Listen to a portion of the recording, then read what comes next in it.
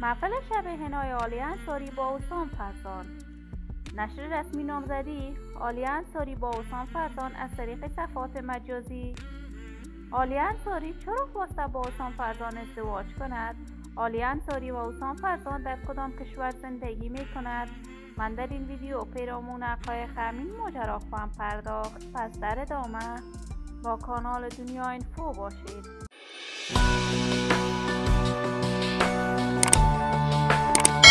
سلام و سلامتی ایام و کامتان با شما را خوش آمدید میگم به یکی دیگر از ویدیوهای جذاب کانال دنیا اینفو. برای دوست شدن با این کانال علامت سابسکرایب را فشار دهید تا از ویدیوهای دیگر کانال دنیا اینفو هم آگاه شوید. عالی انصاری هنرمند موفق، جوان و با استعداد کشور که این روزها نامش در میان هنرمندان افغانستان گل کرده است. هرچند عالی انصاری در یک خانواده هنری دیده و جهان گشوده، برادر، خانم برادرانش از جمله موفق‌ترین هنرمندان افغان بوده است. عالی انصاری تا زمانی که در ازدواج همسر اولش بود به سرودن آهنگ نپرداخت، ولی بعد از جدایی از همسرش آهنگهایش را به طور رسمی برای دوستداران و طرفداران هنرش سرود. عالی انصاری کنسرت‌های مختلفی را در افغانستان برگزار می‌کرد و با سرودن آهنگ‌های محلی در دل‌های مردم افغانستان شهرت و محبوبیت هنری برای خودش پیدا کرد.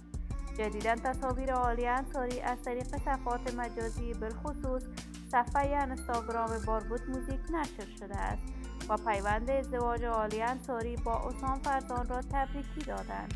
این همه در حالی است که حسام فرزان در کشور کانادا زندگی می کند. وی چندین آهنگ دوگانه با عالی انصاری ثبت کرد که مورد حمایت و تشویق فراوان قرار گرفت و رفتار عاشقانه عالی انصاری با حسام فرزان همیشه باعث نقد شدید از طرف دوستداران و طرفدارانش میشد. اگر این خبر حقیقت داشته باشد، من هم ازدواج عالی انصاری و حسام فرزان را از صمیم قلب تبریک گفته.